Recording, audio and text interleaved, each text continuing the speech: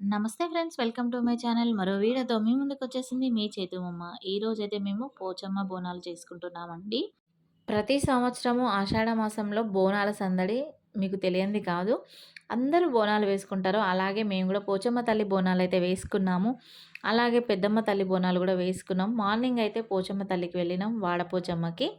ఇక్కడ నేను బోనాలు చేశానండి. బోనాలు చేసిన తర్వాత వేపాకులు, ముగ్గు అవన్నీ అంటే బోనాలను పుదించుకున్న తర్వాత అయితే మనం వాటికి వేపాకులు అవన్నీ పెట్టాలి. పెట్టిన తర్వాత పైన దీపం పెట్టేసుకున్నాను.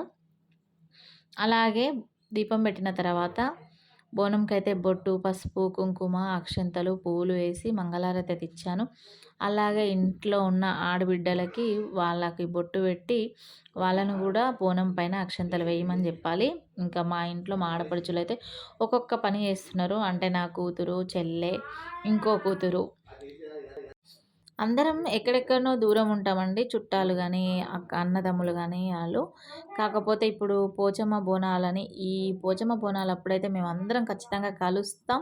అందరం ఒకే దగ్గర వంట చేసుకొని తింటాం. బాగా సందడనిపిస్తుంది. ఇక్కడ ఇంకా మా ఆయన మా బాబొచ్చిండు.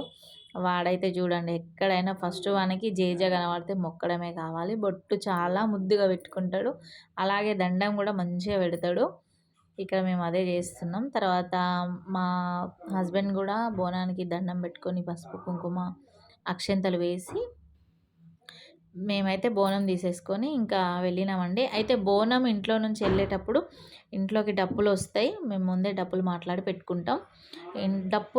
డప్పులు కొట్టుకుంటూ ఇంట్లో నుంచి బోనాన్ని మేము గుడి వరకు, బోనం అయిపోయే వరకు, అమ్మవారికి పెట్టే వరకు, నైవేద్యం పెట్టే వరకు డప్పులు మోగుతూనే ఉండాలి. అలాగే మేము మేకను కోసాము. మా మా హస్బెండ్ అంటే బావ వాళ్ళందరి పొత్తుల ఒక మేకను కోసాము. మా వాళ్ళు ముగ్గురు పొత్తులు అయితే ఒక మేకను కోసాము. ఇంకా అందరం కలిసి ఒకే దగ్గర వండుకొని తిని చాలా హ్యాపీగా గడిచిపోయింది. మొత్తం ఒకటే రోజు వీడియో పెడితే ఫుల్ లెంత్ అవుతుంది కాబట్టి నేను కొంచెం వీడియోని కట్ చేసి అయితే పెట్టాను. ఇక్కడ మంగళారతి ఇయ్యడం అంతా అయిపోయింది. ఇంకా బోనం పైకి లేపుకోవడమే. డప్పుల కోసం వెయిట్ చేస్తున్నాం. ఇప్పుడైతే డప్పులు వచ్చేస్తున్నాయండి. సౌండ్ వినబడుతుంది. చూడండి, మీకు కూడా చూపిస్తాను. ఆల్రెడీ కింద ఇంకా చాలా బోనాలు ఉన్నాయి. పైకి వచ్చిర్రు. మేము ఫస్ట్ ఫ్లోర్లో ఉంటాం కాబట్టి బోనాలు తీసుకెళ్ళడానికి అయితే వచ్చిర్రు. ఇప్పుడు వీళ్ళు డప్పులు కొడుతున్నప్పుడే నేను మళ్ళీ బోనాన్ని తలపైన ఎత్తుకొని కదిలించాలన్నట్టు ఇంట్లో నుంచి వెళ్ళాలి. మరి ఈ వీడియో మీకు నచ్చిందా? నచ్చితే మాత్రం లైక్ చేయండి, షేర్ చేయండి, కామెంట్ చేయండి, సబ్స్క్రైబ్ చేయడం అయితే అస్సలు మర్చిపోకండి. మిగతా ఎపిసోడ్ అయితే రేపు పెడతాను. Thank you for watching.